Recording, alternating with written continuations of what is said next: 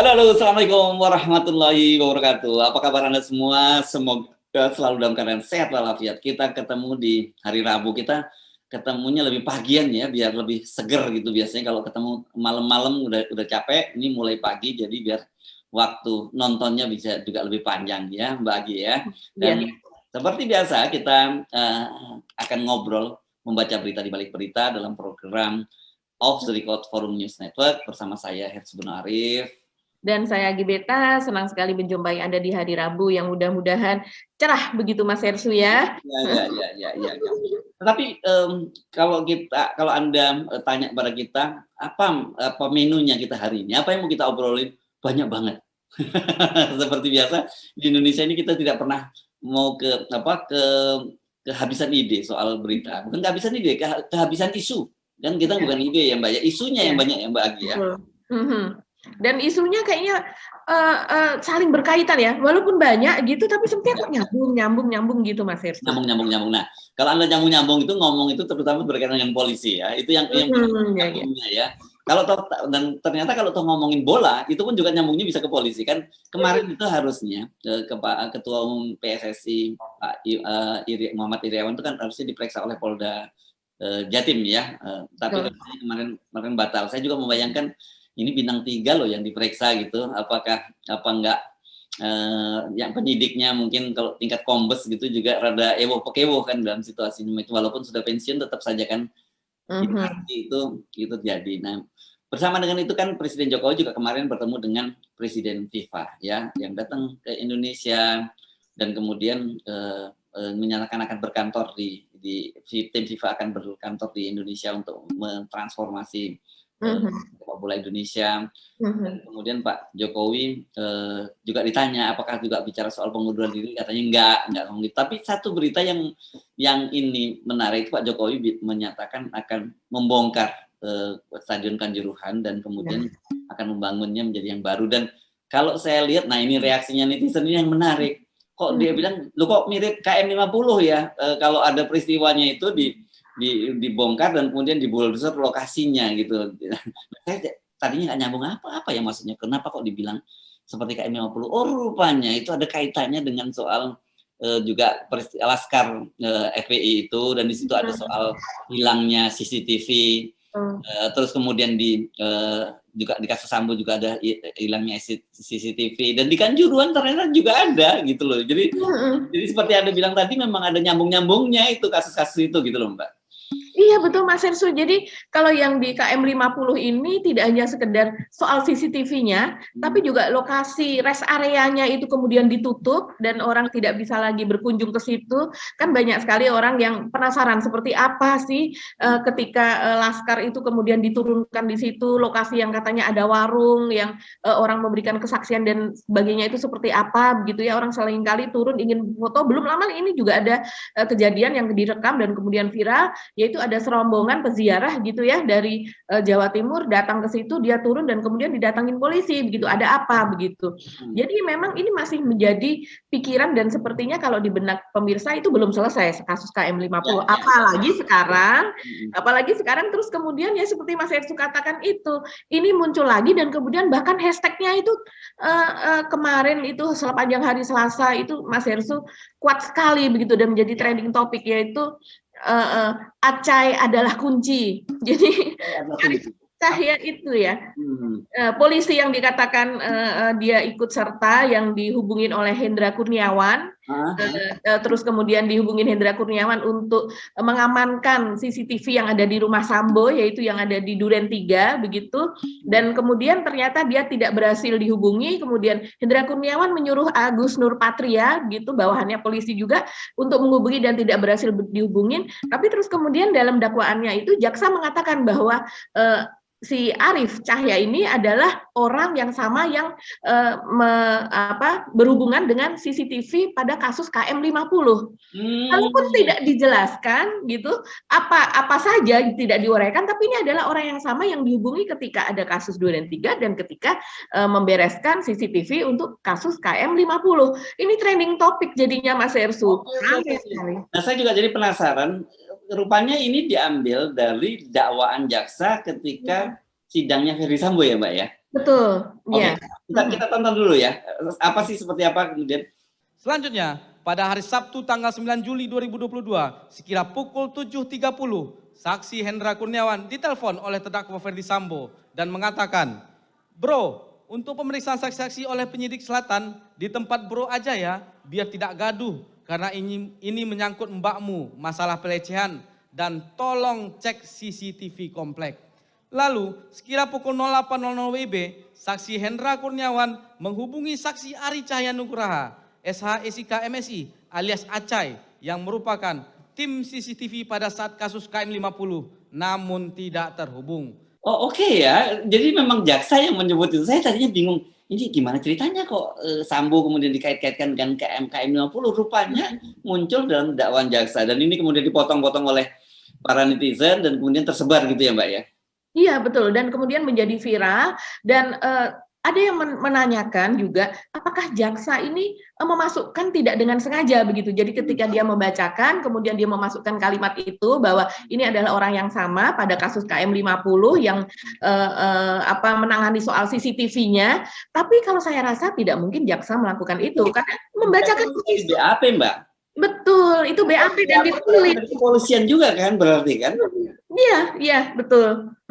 Berarti kan hasil wawancara dari polisi begitu kan, yang namanya acara. Iya. Jadi polisi itu yang mengatakan. Ya, jadi dari BAP polisi lah, kemudian ketika dilimpahkan ke kejaksaan, dan kejaksaan kemudian menjadikan dakwaan kan gitu ya. Betul.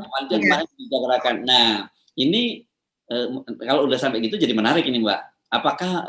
Karena kan belakangan ini sering dibongkar-membongkar di kalangan polisian ya. Kita ingat kemarin soal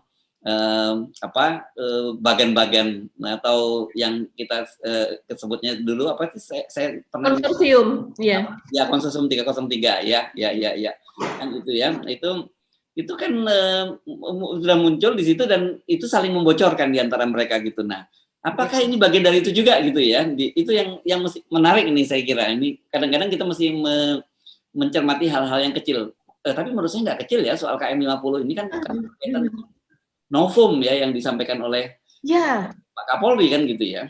Betul. Disampaikan oleh Pak Kapolri mengatakan bahwa kalau seandainya ada novum atau bukti baru, maka itu akan bisa dibuka kembali kasusnya.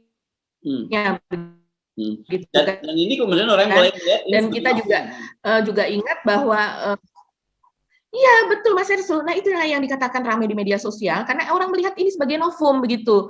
Petunjuk sangat kecil tapi harus didalami bahwa kemudian ternyata memang ada yang menangani soal CCTV ini di kasus tersebut, karena seperti kata Mas Ersu tadi, ini kok soalnya soal CCTV terus ya.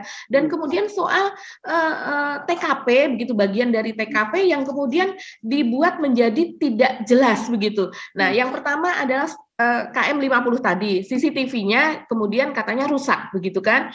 Nah, terus kemudian yang berikutnya adalah soal Yosua begitu. CCTV-nya hilang, tidak ada, rusak, mati di dalam rumah maupun di luar rumah walaupun akhirnya ditemukan.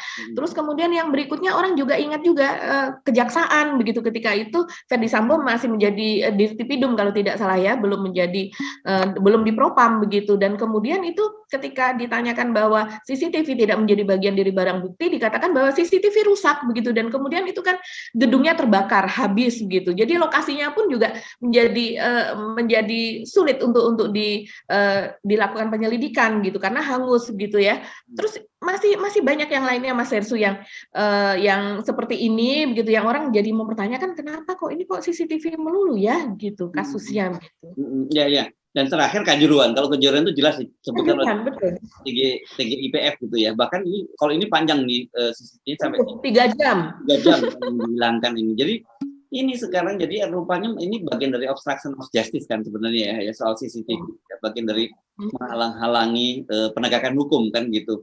Dan ini ngeri kalau yang disebut tadi, Aceh itu pangkatnya kalau nggak salah apa, AKBP ya Mbak? Saya kurang hapal ya pangkatnya apa Mas Ersu. Kalau tidak salah AKBP. Coba nanti kita mesti cek Kompol atau AKBP gitu ya, yang kalau nggak salah ya. Oh, Kompol seingat saya mungkin ya kelihatannya ya. Nanti kita cek ya nama pangkatnya apa ini. Nah, dan ini kan dia di Propam ini kan dia posisinya, jabatannya di Propam. Nah, kalau Propam ini kan polisi yang harus mengawasi ya code of conduct, apakah seorang polisi itu dalam melaksanakan proses penyidikan dan sebagainya itu sudah sesuai dengan SOP dan sebagainya. Nah, kalau yang melakukan itu adalah orang yang harus mengawasi, ya udah berat kita ngomong kalau gitu secara kelembagaan polisi itu gitu. Iya betul. Kalau kita kembali kepada KM 50 itu, sepertinya orang yang ada di foto begitu ya Mas Ersu, dan kemudian orang-orang yang terlibat di dalamnya, sekarang memang terlibat di dalam hal ini begitu ya, dalam terlibat di dalam Yosua begitu, kasus Yosua, terus kemudian mereka pada muncul begitu ya, termasuk yang HK ini. Pak Brigjen HK ini kan memang dia pada saat itu dia adalah bawahan Sambo yang harus mengurusi masalah itu. Dia mencari fakta di lapangan, dan kemudian putusannya adalah tersebut, yaitu semacam obstruction of justice juga kalau di mata para pengamat begitu ya. Dan kemudian juga kasus itu sendiri ketika di pengadilan itu banyak sekali kejanggalannya begitu Mas Hersu. Hingga kemudian diputus bebas begitu. Ya, oh ini saya baru baca. Jadi nama Aceh itu adalah AKBP Ari Cahyanugraha. Jadi AKBP ya. AKBP itu letnan kolonel lah kalau di ini udah perwira menengah ini kalau di tentara itu ya. Nah, ini mungkin one day kita tiba-tiba ini semacam apa ya? Titik yang akan jadi ketemu gitu ya. Mulai dari KM 60, kemudian Duren 3, untung Duren 3 ini karena rumah dinas jadi nggak dihancurkan di lokasinya itu ya. Kemudian kalau di Kejaksaan Agung kan memang sudah hancur, bukan singkat terbakar gitu, dan sekarang di Kanjuruhan yang meskipun kata ini kan soal yang dihancurkannya karena mau dibangun baru gitu alasannya kan gitu. Tapi saya kira sementara ini sebelum pendidikan tuntas harusnya ya Kanjuruhan itu tidak segera dihancurkan dulu gitu. Kalau toh dengan alasan mau dibuat stadion yang lebih baru, karena proses justisianya ini kan pro justisianya sedang berjalan di Kanjuruhan ini ya. Iya betul Mas Hersu. Kalau orang sih menilai sejauh ini saya lihat pendapat dari publik begitu ya, yang menjadi tersangkanya itu bukan Stadion Kanjuruhan begitu. Stadion Kanjuruhan ini sudah diresmikan dari sejak zaman Ibu Mega masih menjadi presiden begitu kan. Artinya sudah lama sekali dan tidak ada tragedi. Jadi tersangkanya bukan si Stadion Kanjuruhan sehingga dia harus dihancurkan begitu. Tapi mungkin barangkali untuk direnovasi, diperbaiki karena sudah terjadinya peristiwa ini kan katanya ada bagian dari tangga itu yang jeblos, yang rusak apa dan sebagainya. Mungkin perbaikan mungkin diperlukan, tapi sebetulnya tidak perlu sampai segitunya. Tapi sepertinya saya melihat ini seperti menggiring pendapat orang begitu ya, bahwa tragedi Kanjuruhan itu terjadi karena faktor stadion begitu, sehingga stadionnya harus diruntuhkan, harus dihancurkan dan kemudian dibangun kembali, sehingga orang akan terlupakan kepada rekomendasi dari TGIPF yang dipimpin oleh Pak Mahfud, yang sebetulnya rekomendasinya bukan itu. Rekomendasinya adalah kasus pidana. Rekomendasi di situ ada orang yang melakukan sesuatu yang tidak sesuai SOP, dan kemudian juga dicari juga dalangnya siapa, yang memberikan perintah siapa dan sebagainya. Kapolres setempat, yaitu Kapolres dari Malang, Kabupaten Malang begitu ya, tidak memberikan perintah itu. Jadi siapa ini yang memberikan perintah itu? Kan itu yang sekarang ini sedang didalami begitu Mas Hersu. Iya. Jadi jangan disalahin stadionnya, bahwa kemudian mau membuat stadion yang sesuai dengan standar silakan gitu, tapi jangan kemudian nanti kesimpulannya karena salah stadionnya tadi kan security-nya sekarang enggak, bukan soal itu. Selama ini kan fine aja Stadion Kanjuruhan itu digunakan untuk berbagai pertandingan besar kan gitu ya. Betul sekali. Dan kemudian ini memang effort dari Pak Jokowi untuk sehingga kemarin hari Selasa itu pertemuan Pak Jokowi dengan Presiden FIFA begitu ya, menghasilkan kesepakatan itu begitu, tanpa kemudian soal PSSI juga ditanyakan oleh para wartawan bagaimana dengan pengunduran diri dari Pak Iwan Bule, apakah itu termasuk yang dibicarakan dengan Presiden FIFA Gianni tersebut. Kata Pak Jokowi itu tidak termasuk, itu adalah masalah kita gitu, artinya masalah dalam negeri sendiri begitu. Terus kemudian ya sepertinya kita tidak tahu bergulirnya masalah rekomendasi dari TGIPF mengenai pengunduran diri. Kan salah satu rekomendasinya adalah mundurnya dari Pak Iwan Bule beserta dengan pengurus PSSI gitu untuk jajaran dan atau reformasi dalamnya. Pak Mahfud MD ketika menyampaikan itu hati-hati sekali. Karena apa? Karena karena kalau terlampau jauh nanti oleh FIFA dianggap kita terlampau masuk terlalu jauh ke urusan PSSI, dan itu nggak boleh. Itu nggak boleh, betul. bisa dikenakan sanksi oleh FIFA gitu. Tapi sebenarnya pernyataan Pak Mahfud kemarin tegas sebenarnya begitu, tidak dalam posisi mendorong gitu ya. Tapi sebenarnya orang yang tahu, yang paham soal itu nggak usah dikasih tahu juga harusnya mengundurkan diri kan gitu. Iya, dan kemudian kalau kita lihat begitu gerakan dari Pak Erick Thohir ini memang sungguh-sungguh sekali ya, dia menggunakan jaringan internasionalnya begitu Mas Hersu untuk menemui Gianni begitu, dan akhirnya mereka bertemu di Doha di Qatar, dan kemudian pada hari yang sama juga Gianni berhubungan dengan Pak Jokowi sehingga waktu itu Pak Jokowi mengatakan saya sudah menelpon Presiden FIFA, dan kemudian mereka bersedia untuk berkantor di sini dan sebagainya, melakukan reformasi persepak bolaan nasional dan sebagainya. Saya rasa itu salah satu dari kesuksesan dari lobby internasionalnya Pak Erick Thohir nih. Yes, itu harus diakui. Itu dalam hal ini dia sukses, dan Indonesia kemudian ternyata tidak hukum yang tetap bisa menyelenggarakan kejuaraan U20 ya, masih berjalan. Nah itu kabar baik saya kira untuk sepak bola. Tetapi yang kita justru ingin soroti adalah soal penegakan masalah pidananya. Karena Pak Jokowi kemarin, Pak Mahfud MD ketika menyampaikan laporan itu ke Pak Jokowi kan menyatakan itu bahwa mereka juga merekomendasikan agar kepolisian untuk mengambil tindakan yang lebih serius mengenai masalah pidananya. Kan disampaikan begitu oleh Pak Mahfud MD ya. Jadi ini jadi tidak dalam saya menduga itu, saya belum baca detailnya, saya tidak dalam TGIPF, tapi itu bagian yang lain karena itu proses pidana yang harus diproses gitu kan. Nah, saya kira mungkin kita akan lebih menarik kalau untuk menyoroti apa yang terjadi di kepolisian justru Mbak, karena bagaimanapun juga kasus Kanjuruhan ini tidak lepas dari persoalan internal di kepolisian kan. Dan Mas Hersu, dan jangan lupa Mas Hersu, kemarin ada yang meninggal lagi satu ya Mas Hersu ya. Oh oke. Iya.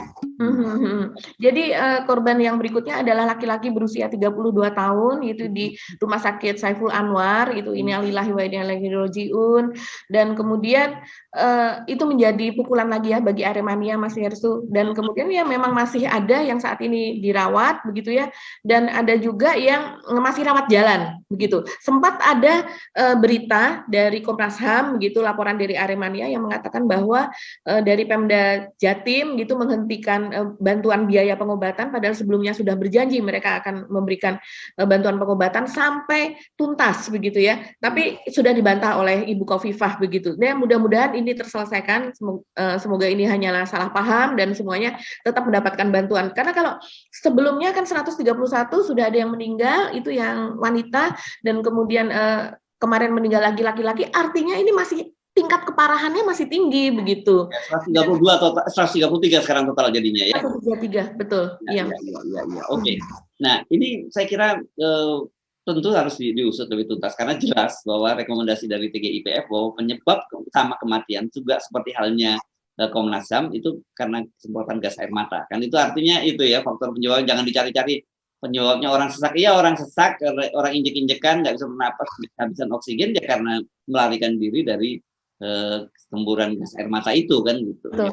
Ya. Nah, ini menarik ya, karena di tengah situasi itu kan kemudian ini yang sisi lain yang kita sebut ada office politicking-nya di polisi adalah tiba-tiba calon Kapolda, kita sebut begitu ya, calon Kapolda Jawa Timur, Irjen Pol Teddy Minahasa ditangkap karena menjual narkoba, dan ini hanya beberapa hari setelah dia ditetapkan sebagai Kapolda Jawa Timur dan belum dilantik belum serah terima sebagai Kapolda Jatim. Nah, orang kan kemudian mengkait-kaitkan, loh, siapa yang menangkapnya ini? Oh, yang menangkapnya adalah Polda Metro Jaya gitu. Dan Polda Metro Jaya itu di bawah Pak Fadil Imron gitu, dan kemudian Pak Fadil Imron adalah itu disebut sebagai satu geng dengan Pak Niko Afinta dari Kapolda Jawa Timur. Kan saya bacanya di media sosial orang semua mengkait-kaitkan soal itu gitu. Apakah memang itu ada kaitannya? Kita tidak tahu. Tapi yang jelas bahwa sekarang ini kalau kita mendengar sendiri arahan dari Pak Jokowi dan juga dari Pak Kapolri, memang sekarang prioritasnya itu masalah narkoba dan judi 303 itu ya yang ditangani itu kan Pak ketika mengumumkan Teddy Minahasa menyampaikan hal itu Pak ke Kapolri ya Mbak Agi ya. Iya, betul betul sekali Mas Ersu, dan kemudian, ini seperti dua kelompok, ada semacam kelompok atau semacam geng begitu ya. Jadi geng judi dan kemudian geng narkoba begitu kan.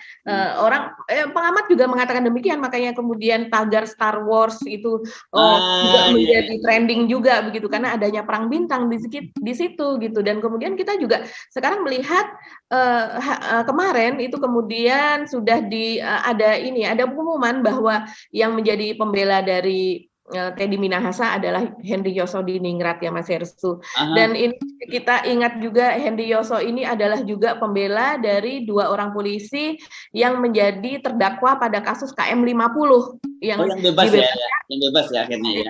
dibebaskan pada bulan Maret 2022 lalu begitu. Jadi ini sepertinya lingkarnya itu aja. Tadi kita ngomongin KM 50, akhirnya ketemu lagi nih Ya, ya, ya, ya, ya. KM 50 begitu di kasus yang lain begitu. Ya, ya, ya. Oke, ini menarik karena saya membaca juga orang kemudian menyoroti posisi dari Henry Yosodiningrat ini, Bang Henry ini kan saya kenal pribadi ini.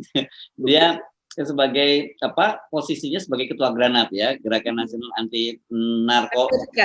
Ya, ya, ya, ya, anti narkoba lah itu ya. Jadi ya anti narkotika tepatnya. Narkotika, ya, ya. Jadi dan kemudian orang mempertanyakan loh, bagaimana mungkin seorang ketua gerakan anti narkotika menjadi pembela dari orang yang dituduh sebagai pengedar narkoba, kan gitu Mbak? Iya betul sekali Mas Hersu, makanya kita mendengar bahwa para pengurus dari Granat tersebut yang ada di daerah katanya ada yang sampai mengundurkan diri karena mereka kecewa, mereka syok, terkejut gitu ya, seorang yang selama ini menentang narkoba gitu ya, peredaran narkoba, terus kemudian juga meminta bandarnya itu bahkan minta supaya dihukum mati dan sebagainya, bahkan sempat dahulu kan sempat ada perang gitu ya antara orang yang pembela HAM mengatakan tidak boleh ada yang dihukum mati walaupun itu pengedaran narkoba sekalipun, tapi Bang Henry Yosodiningrat ini mengatakan bahwa ini adalah kejahatan yang sangat besar karena ini merusak generasi muda, anak-anak kita, masa depan dan sebagainya. Nah kemudian ketika sekarang dia menjadi pembela dari Teddy Minahasa ini, orang tentu saja terkejut. Saya sih membacanya, saya juga terkejut Mas Hersu. Loh ini nggak salah nih, ketua umum dari DPP Gerakan Anti Narkotika terus kemudian membela seorang yang walaupun masih tersangka tapi ini kuat begitu loh. Kalau seandainya tidak ada bukti-bukti yang kuat, saya rasa juga tidak akan segegabah itu karena polisi ditangkap polisi kan gitu Mas Hersu. Jenderal bukan hanya terjadi seperti Yosua terjadi lagi kan. jenderal, ini bukan hanya polisi loh. Ya. Betul. Jenderal, anak buah jenderal kan kemudian narasinya adalah anak buah dari Fadil Imron, Jenderal Fadil Imron ini yang kemudian menguak peristiwa ini dan kemudian akhirnya menangkap Pak Teddy Minahasa ini. Artinya ini adalah yang menyelidiki polisi, yang menangkap polisi, tersangkanya polisi, saksi-saksinya polisi, dan dari sekian orang yang ditangkap itu ternyata beberapa adalah polisi, yang ada yang dari Kapolsek, pernah jadi Kapolsek, kemudian menjadi Kapolres dan sebagainya. Jadi ini lingkaran itu Mas Hersu kembali terjadi seperti yang terjadi di Yosua, di mana orang akhirnya mengatakan bahwa pelakunya polisi, yang nangkap polisi, yang menghilangkan barang bukti polisi, pelakunya semua polisi. Ini terjadi lagi di sini gitu di kasus Teddy Minahasa ini. Ya. Nah, dan kemarin kan kasus Teddy Minahasa ini menariknya kan di tengah-tengah ketika Pak Jokowi mengumpulkan para petinggi Polri sampai tingkat Kapolres gitu di istana gitu kan.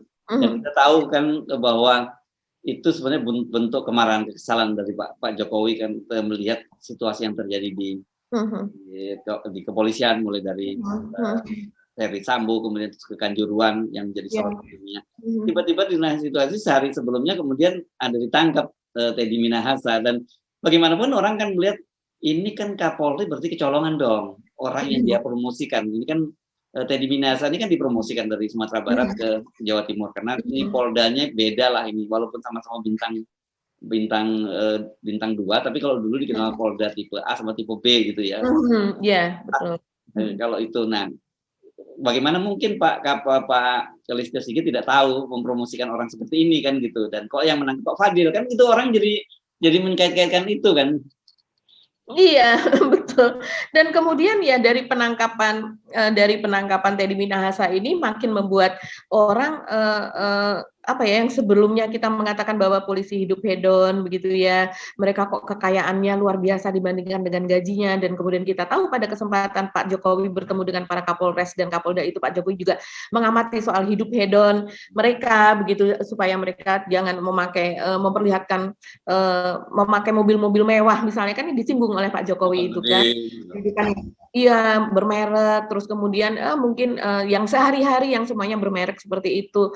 Nah, tapi dari penangkapan Teddy Minahasa ini sendiri, kemudian orang jadi bingung juga ya Mas Herssu, terungkap lagi begitu ya, secara kebetulan atau bagaimana, tapi Pak Teddy sendiri kan yang mengungkap bahwa dia untuk operasi di Laut Cina Selatan untuk penangkapan narkoba yang katanya berapa ton, 2 ton atau berapa itu, dan kemudian akhirnya gagal begitu ya, dan ternyata dia harus mengeluarkan duit sekitar 20 M gitu, 20 miliar. Duit pribadi lagi ya? Iya, dan itu duit pribadi, dia mengatakan demikian, padahal uangnya dia sendiri, maksudnya harta kekayaannya yang ada di LHKPN itu kan sekitar 30 miliar saja begitu. 29, sekian lah ya, hampir 30. Iya, hampir 30 miliar lah begitu ya. Dan itu kemudian bukan duit liquid loh Mbak, itu kan ada barang. Ya. Betul, bukan duit liquid. Sementara kalau operasi kan nggak mungkin bawa-bawa rumah, bawa-bawa mobil, kan tidak mungkin. Pasti itu berupa cash money begitu. Paling tidak kan seperti itu. Begitu itu dari mana? Kan orang berpikir berarti sekarang kekayaan dia tinggal 10 M dong ya, sekitar segitu. Iya iya. Ya ini aneh, ada polisi mengaku untuk operasi narkoba dia sampai mengeluarkan dana pribadi sampai 20 miliar itu juga menurut saya itu aneh sekali gitu ya. Dan dia untuk orang pengacara sekelas Bang Henry ini kan, ini pengacara top ini juga bayarannya juga tidak murah kan gitu. Jadi ya memang seperti kita sampaikan kemarin, gaya mereka ini memang apa ya, nggak antara profilnya dengan gaya hidupnya nggak sesuai lah gitu ya, profil penghasilannya dan sebagainya kan nggak sesuai dengan polisi ini. Kita tahu polisi ini kan nggak boleh Mbak, bukan nggak boleh ya, boleh berbisnis, tapi ada aturan-aturannya dan sangat ketat itu. Misalnya satu, bisnisnya tidak boleh yang berpotensi merugikan negara atau bekerja sama dengan orang yang berbeda ke negara. Ada perkapnya itu, perkap saya tahun 2017 kalau tidak salah gitu, saya pernah baca. Dan kemudian tidak boleh yang berkaitan dengan proyek-proyek pengadaan di lingkungan kepolisian gitu. Dan kemudian ada aturan lain yang dia tidak boleh, bahwa bisnisnya itu sampai mengganggu tugas pokoknya. Tugas polisi itu kan 24 jam, Mbak.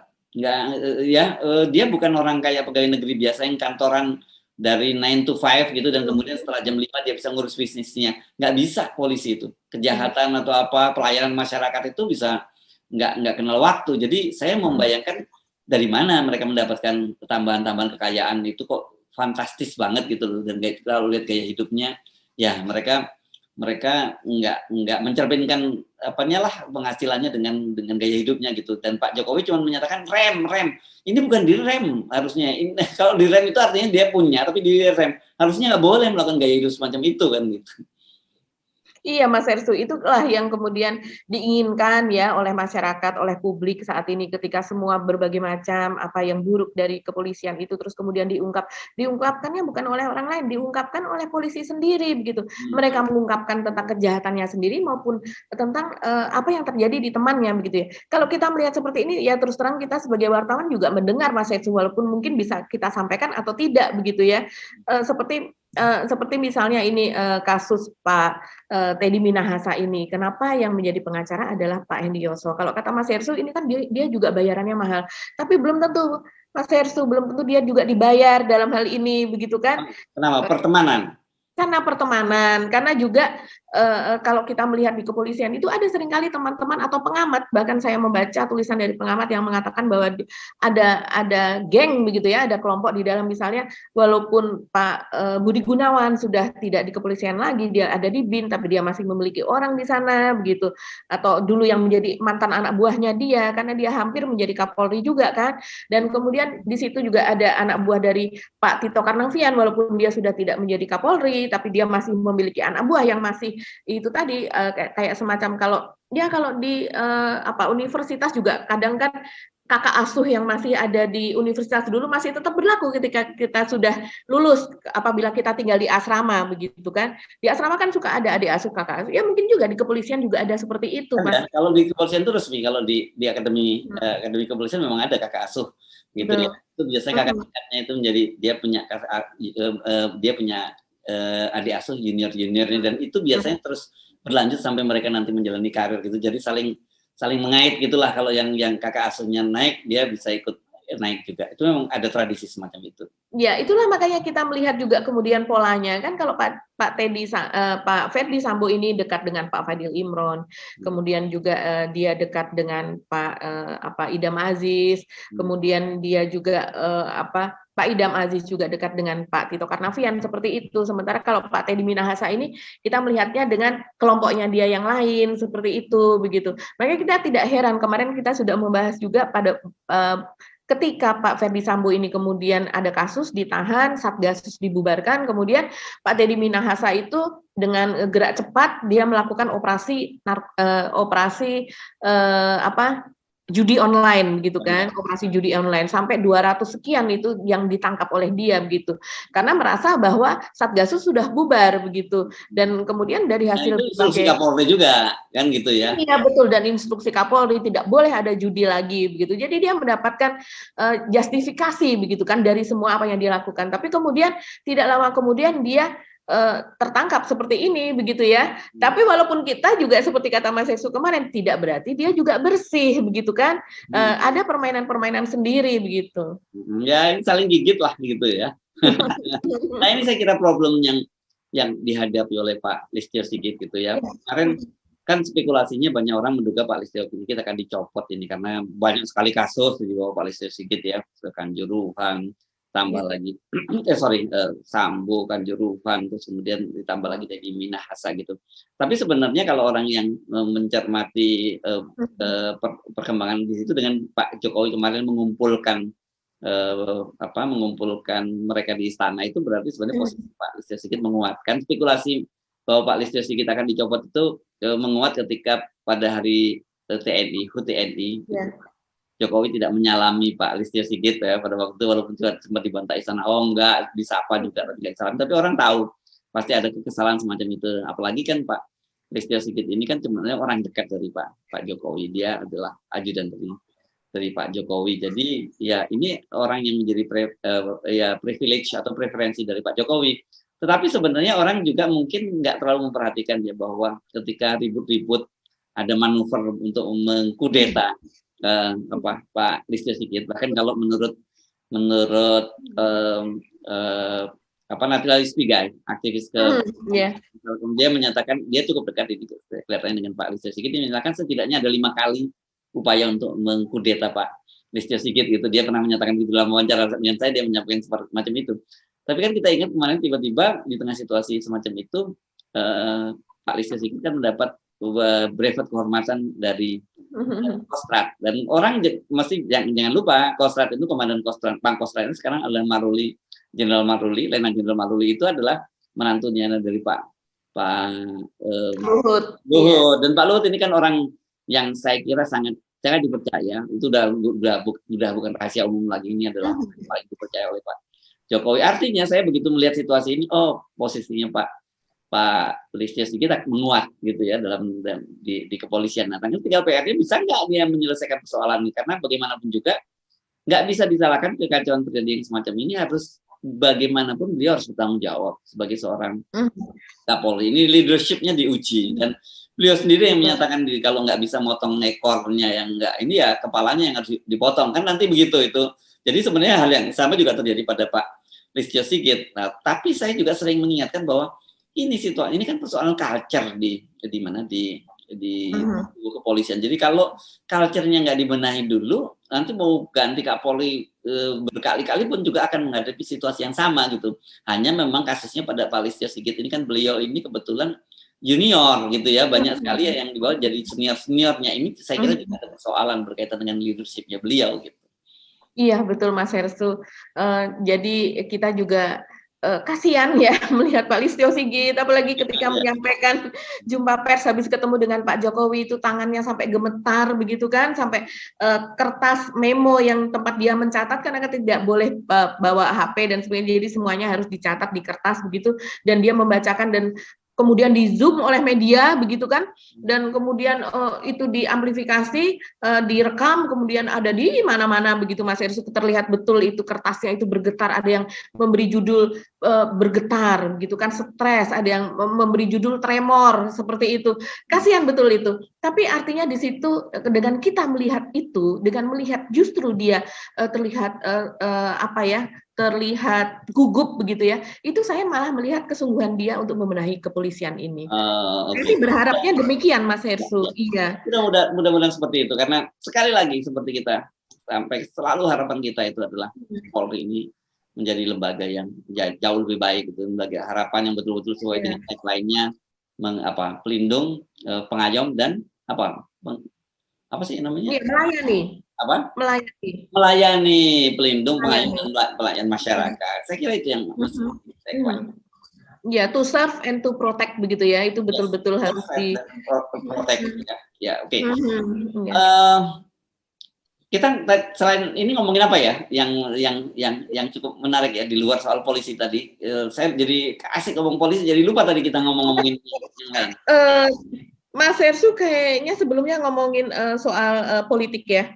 Itu tadi juga politik ya, tapi politik soal sepertinya partai-partai begitu. Pak Surya Paloh dan sebagainya, pernyataan posisi-posisi dari para politikus kita gitu. Ya, oke. Ya, kebetulan kalau Anda sempat nonton di Head to the Point, saya membuat konten tentang pernyataan Surya Paloh bahwa apakah Nasdem itu partai paling tolol gitu, sehingga atau paling tolol atau paling loyal gitu, karena ini kan sekarang sedang ada upaya untuk mendorong Pak Jokowi untuk mereshuffle Nasdem itu karena mengusung Anies Baswedan itu, dan kan ini sedang ada upaya itu, dan kemudian Pak Surya rupanya di situ dia menyatakan bahwa kemarin pidatonya ketika acara Nasdem memanggil itu, dia mengingatkan, katanya dia menyampaikan kepada Pak Jokowi ketika pemerintah merencanakan untuk menaikkan harga BBM, dalam arti ini mencabut subsidi, siapa yang mendukung Pak Jokowi? Dan kata Pak Surya Paloh itu yang mendukung adalah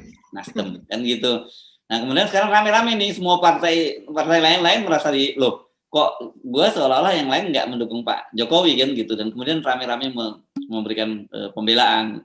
PAN, Golkar, PKB, P3 semua menyatakan bahwa kita semua itu dukung Pak Jokowi menaikkan BBM. Nah, ini semakin bagus dong. Orang rakyat kan milih, oh rupanya kalian nih yang punya partai-partai yang mau menyengsarakan rakyat mendukung kenaikan BBM. Jadi ini menarik juga, kayak milih-milih di kasus kepolisian, jadi saling bongkar juga gitu loh Mbak. Iya betul, itu akhirnya saling membongkar. Orang saya juga setuju kok, dan ini memang harus dilakukan begitu ya. Yang menarik adalah komentarnya dari PKB ya Mas Hersut, yang mengatakan supaya Surya Paloh membongkar saja itu siapa partai yang nyuruh-nyuruh supaya mendorong Pak Jokowi supaya melakukan reshuffle dan mengeluarkan Nasdem dari kabinet begitu kan. Ya. Tapi kalau saya rasa juga orang tahu semua kok siapa yang dorong kan gitu. Ya. Yang kan jelas tahu bahwa yang mendorong itu kan PDIP. Dalam konten kita kemarin kita juga bicara kan bahwa PDIP itu udah mulai grillnya itu dari DKI Jakarta gitu ya, karena Anies Baswedan ini. Jadi saya nyebutkan kan gini, ada dua setidaknya hubungan antara Pak Surya Paloh dengan Ibu Mega itu kan memang belakangan ini sangat hambar gitu ya, nggak hangat gitu. Itu dimulai dengan waktu pelantikan anggota DPR. Saya tadi nyebutnya itu sebagai pidato kenegaraan. Nggak, yang betul adalah menjelang pelantikan anggota DPR ya, periode 2019-2024 ini kan. Pada waktu itu kan Ibu Mega kedapatan tidak mau menyalami Pak Surya Paloh. Bukan hanya Pak Surya sebenarnya yang tidak disalami, Agus Harimurti juga tidak disalami oleh Ibu Mega. Tapi orang udah maklum lah kalau soal Agus Harimurti tidak disalami, karena bapaknya punya masalah, tapi kok anaknya dibawa-bawa gitu ya. Dan Pak Surya Paloh juga seperti itu. Nah, kemudian juga sekarang ditambah lagi tiba-tiba kok Nasdem yang mencalonkan Anies Baswedan. Ini kan pasti membuat jengkel dari PDIP gitu, apalagi kemudian ditambah dengan kasus Zulfan Lindan yang ngomong antitesa. Disitulah kemudian dimanfaatkan oleh Hasto untuk mendorong Pak Jokowi agar mereshuffle menteri-menteri dari Nasdem. Yang cuman saya agak terkejut, apakah tidak sejak awal ya soal ini sudah dikalkulasi oleh Nasdem gitu loh, maksud saya, bahwa resikonya dengan mencalonkan Anies Baswedan itu ya mestinya Nasdem harus sudah siap bahwa dia akan direshuffle. Kenapa? Karena semua orang tahu kok, nggak usah Nasdem, semua orang tahu bahwa Pak Jokowi itu tidak menghendaki Anies Baswedan itu menjadi presiden berikutnya, dan baik macam-macam cara yang dilakukan termasuk dengan membentuk KIB itu juga kan, Koalisi Indonesia Bersatu itu kan jelas disebutkan dalam dialog saya dengan salah satu tokoh senior P3 yang dia sempat mendapat pernyataan langsung dari Pak Suharto Monoarfa bahwa targetnya KIB itu digunakan untuk menghadang Anies Baswedan gitu loh. Iya Mas Ersu, kita juga di apa ya, ada semacam orang pemahaman begitu ya, kalau seandainya orang melakukan itu dengan sangat kuat, dengan sangat keras, maka dia juga akan mendapatkan banyak, maka dia juga akan mendapatkan kembali begitu ya, feedback besar. Jadi sekarang memang ini yang harus dilalui oleh Nasdem. Saya rasa sih dia sebenarnya sudah tahu begitu, cuman sekarang dialah masuk ke dalam terowongan gelap itu, di mana begitu banyak yang meraih-raih dia, ingin menjegal-jegal dia begitu. Kalau dia bisa melalui ini semua, orang akan melihat ini sebagai upaya keras dia untuk membela Anies, untuk menaikkan Anies dan sebagainya begitu kan. Dan kemudian bukan berarti kalau seandainya dia nanti sudah bisa melalui ini, misalnya taruhlah sekarang kan ada KPK yang mengincar, misalnya tahap KPK ini misalnya sudah dilalui, bukan berarti itu akan terus semakin melemah, justru akan semakin menguat kan. Mas Henry bilang bahwa ini sudah dimulai di Jakarta. Di Jakarta ini kenapa dimulai di Jakarta? Karena memang kemarin mundurnya Anies atau selesainya masa jabatan dia memang membuat panik Mas Hersu. Itu luar biasa sambutan yang dari sejak dia keluar di Lebak Bulus, kemudian sampai di sepanjang jalan di daerah Blok M mengarah ke sini, kemudian di sepanjang jalan Sudirman dan sebagainya, itu memang tidak sudah tahu sebelumnya, tapi tidak seperti itunya begitu ya, tidak sampai segitunya begitu, tapi ternyata yang memang luar biasa. Nah, itu baru di Jakarta ya. Iya, itu baru di Jakarta. Jadi melihat hal itu, siapa yang tidak panik gitu. Nah, ini otomatis apalagi seperti PDIP begitu. Ini kita bisa bayangkan kalau seandainya Mbak Puan disuruh sepedaan deh gitu ya.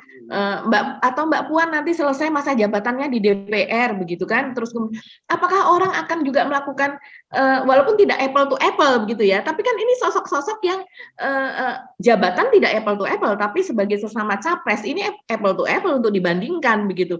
Bagaimana orang histerisnya atau orang kemudian bersedia bangun dari sejak tengah malam begitu untuk menuju ke lokasi. Bahkan saya melihat di grup-grup WA ini ada yang datang dari Sumatera Barat konvoy, kemudian ada juga yang datang dari daerah-daerah Sumatera Utara begitu juga yang mengabarkan saya sudah sampai sini. Kok sampai segitunya begitu saya melihatnya gitu. Begitu juga yang dari daerah Jawa, mereka datang dari luar kota memakai bis dan sebagainya. Ada yang sudah ada di yang sudah ada di penginapan dari sehari sebelumnya sudah sampai Jakarta dan sebagainya. Jadi memang antusiasme ini membuat sesuatu orang ini asli nggak sih, ini organik nggak sih, kan begitu Mas Hersu. Nah inilah yang kemudian kalau saya lihat sih menjadi semacam kepanikan ya Mas Hersu, dan kepanikan yang seperti ini akan bisa berimbas kepada Nasdem, keterpilihannya dia karena dia yang mencalonkan, atau bisa menjadi sesuatu yang justru kalau dia tidak kuat menghadapi ini ya jadi zong begitu ya. Iya, makanya itu saya kan juga berpikir begitu. Dengan kemarin kita tahu bahwa rencananya deklarasi itu kan yang diumumkan pada tanggal 10 November, masih depan kan, itu 3 partai Nasdem, Demokrat dan PKS gitu. Tapi tiba-tiba bersamaan dengan munculnya investigasi dari Tempo yang bahwa Firly akan men-TSK-kan Anies Baswedan, Nasdem bersih cepat mengumumkan pencapresan dari Anies Baswedan, dan waktu itu kan kita ingat itu bukan surat untuk memanggil kadernya, itu bukan surat undangan tapi instruksi penting dan segera untuk dilakukan itu. Jadi artinya sebenarnya ini luar biasa Nasdem ini pasang badannya untuk Anies Baswedan. Tapi kenapa kemudian tiba-tiba ketika bicara soal ada Zulkarnain bicara soal antitesa Jokowi dan sebagainya kok seperti kalang kabut gitu. Nasdem ini kan yang kemudian menjadi tanda tanya buat kita gitu. Apakah memang tidak dikalkulasi sejak awal? Harusnya sejak awal Pak Surya sudah menyatakan begitu kan, nanti fitnah apa dan sebagainya akan muncul kalau dalam pencapresan ini, harusnya dikalkulasi. Nah, saya tidak tahu apa yang terjadi, kenapa kemudian kok jadi seperti panik gitu Nasdem dalam situasi semacam ini gitu. Iya, iya betul Mas Hersu. Ya, kita berharap ya supaya situasi ini kalau dari segi Pak Anies dan Pak Surya Paloh, kita berharap bahwa ini akan bisa semakin kompak begitu.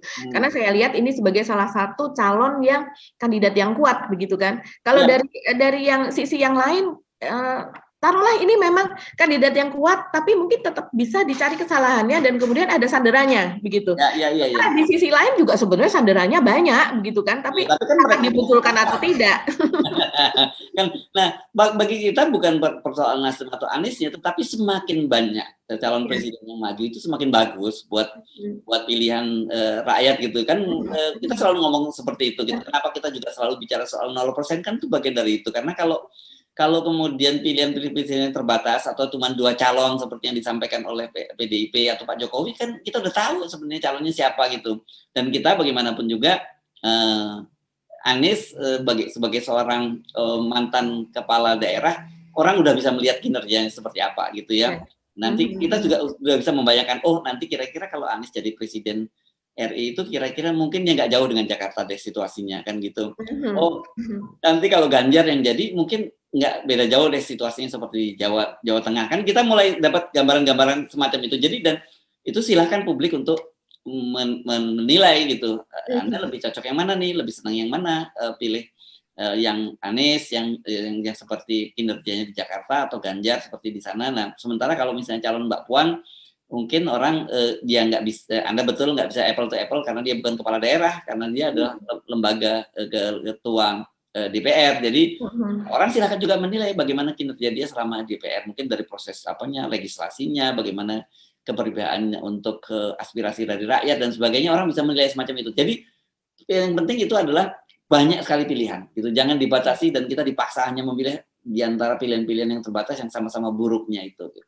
Iya Mas Hersu, dan sebetulnya kalau sebagai perempuan saya ingin ada presiden presiden wanita begitu kan ya. Boleh aja kan kita mendorong Mbak Puan gitu. Semoga Mbak Puan ini memang menjadi salah satu kandidat nantinya, karena akan makin seru Mas Hersu. Kalau seandainya semakin sedikit kita tidak bisa membandingkan apakah dia memang betul-betul layak atau tidak begitu. Tapi kalau seandainya pilihan hanya 2 mau dibandingkan dengan siapa. Tapi kalau semakin banyak kita akan semakin melihat bahwa oh dia memang layak begitu. Ketika dihadapkan pada publik nasional, pada publik internasional, ketika berhadapan dengan isu-isu sosial, kita berhadapan dengan isu-isu yang ekonomi dan sebagainya, begitu kan? Kita jadi tahu, oh iya masalah Indonesia adalah masalah sosial dan ekonomi, lebih banyak kan itu. Seperti itu kan pandangannya terhadap polisi kan? Indonesia. Wah, gitu ya. Karena memang sepom Mbak kalau laki-laki semua gitu. Mestinya lah minimal wakil presidennya lah ada yang perempuan gitu ya. Jadi itu badu agak enak nih kalau laki-laki semua, laki-laki ini memang terlalu chauvinistik ini laki-lakinya gitu ya. Kita berharap bahwa ke depan itu kalau ada pilpresnya jangan saling dengan main kayu gitu loh, jegal menjegal. Mestinya adu saja, gagasan, adu kinerja, terus itu dan reputasi, elektabilitas silakan diadu, jangan main kayu lah kemudian dicari-cari, disperindikan dan sebagainya gitu. Ya kalau memang orang itu memang ada kasus pidana ya atau kasus korupsi memang harus segera dilakukan, karena kita nggak boleh kita sampai punya seorang presiden yang punya cacat dari sisi hukum tadi gitu ya. Tapi kalau tidak ada jangan dicari-cari gitu. Kira-kira itu yang pesan kita ingin sampaikan ya Mbak Agi. Oke, Mbak Agi, lumayan panjang kita ngobrol lagi ya, nggak kerasa cuman panjang banget. Ya, banyak sekali topik-topik yang menarik, dan seperti biasa silakan Anda usulkan kalau ada topik-topik yang menurut Anda layak untuk kita bahas. Apalagi kalau Anda juga memberikan kita background-nya, akan jauh lebih menarik juga untuk mendapatkan itu kan gitu ya. Kita masih akhiri perbincangan kita ya, Mbak Agi ya. Ya. Yes, okay. Saya Hersu Menaris. Dan saya Agi Beta, terima kasih atas perhatian Anda. Tetap salam 0%. Wassalamualaikum. 0% selalu ini. Ya, kita mulai semuanya dengan 0%. Yes. Waalaikumsalam warahmatullahi wabarakatuh.